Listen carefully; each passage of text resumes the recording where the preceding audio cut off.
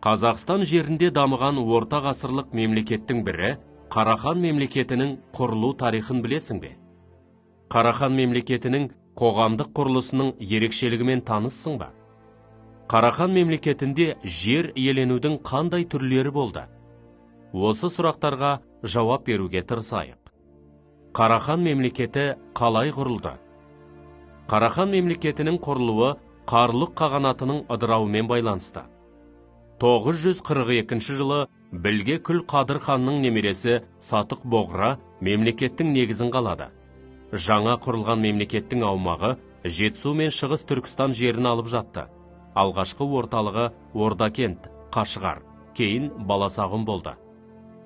Қарахан мемлекетінің құрамында Жікіл, Яғма, Тұқси, Болат, Қарлұқ тағы басқа түркі тілдес тайпалар болды. Қарахандардың қоғамдық құрылысы жайлы не білесің? Қарахан мемлекетінде ерекше әскери әкімшілік басқару жүйесі орнады. Басқару жүйесінің ең басты ерекшелігі Арслан және Боғра әулеттерінің қатар билік құруы болды. Билік мұрагерлік жолмен берілді. Билік иелерінің қатарына хан ұрпақтары, тегіндер, ілік хандар, бектер, нөкерлер жатты. Уәзірлер ханның кеңесшісі қызметін атқарды. Ханның саяси әкімшілік іс жүргізетін орталығы Орда деп аталды. Қарахан мемлекетінде жер иеленудің қандай түрлері болды? Мемлекетте жер иелену мен салық жинау жүйесі өзгеше болды. Қарахандықтарда иқта деп аталатын жер иеленудің ерекше түрі қалыптасты.